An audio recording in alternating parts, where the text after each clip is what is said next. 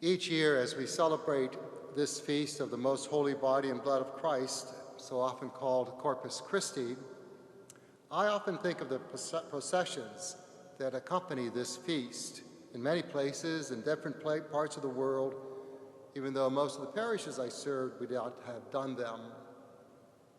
In July of this last year, the National Eucharistic Congress was held in Indianapolis.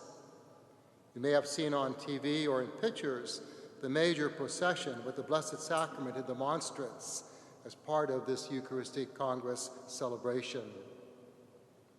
I can recall some years ago seeing a video of a priest in Italy on this feast day, processing with the Blessed Sacrament in a monstrance, going through the streets of his town, stopping on occasion to bless a home or a local business. The Italian town was predominantly Catholic, and so there were many people out on the streets, on their stoops, or in front of their stores in adoration and devotion to the Blessed Sacrament as they received the blessing. Such processions symbolize two important things for me. One, they are a sign of our devotion and belief in Christ being present in the Blessed Sacrament. And two, they symbolize our bringing Christ into our communities. Yes, on such a feast day as this, we can carry the Blessed Sacrament through our communities with processions. But more importantly, this reminds me of our responsibility of bringing Christ to others. On this feast day, we recognize Christ being present in the sacrament at the altar as we receive Christ in the Blessed Sacrament. And in doing so, as St. Augustine reminds us, we become what we receive so that we carry within ourselves and become more united to Christ in order to bring Christ to others. It is really being missionary disciples, a theme Pope Francis had spoken about, and I believe Pope Leo will also carry on. The Church, in its wisdom, recognizes the importance of our receiving the Eucharist each week in our Sunday celebrations and each day if possible.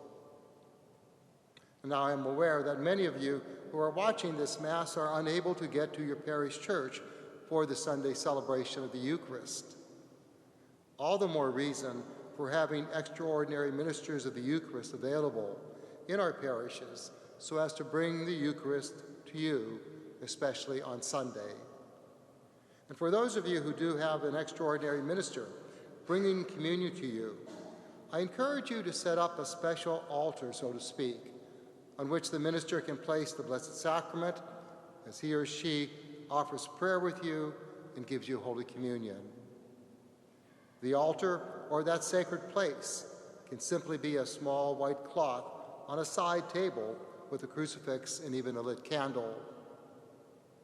In days past, we often was made available for us with our home sick call kit that had a sliding compartment with a crucifix atop it, and holy water and a cloth and a small candle inside of it. Eucharist is multifaceted. First of all, we make present the paschal mystery of Christ's suffering, death, and resurrection as we gather around the altar and do what Jesus commanded us to do in remembrance of him.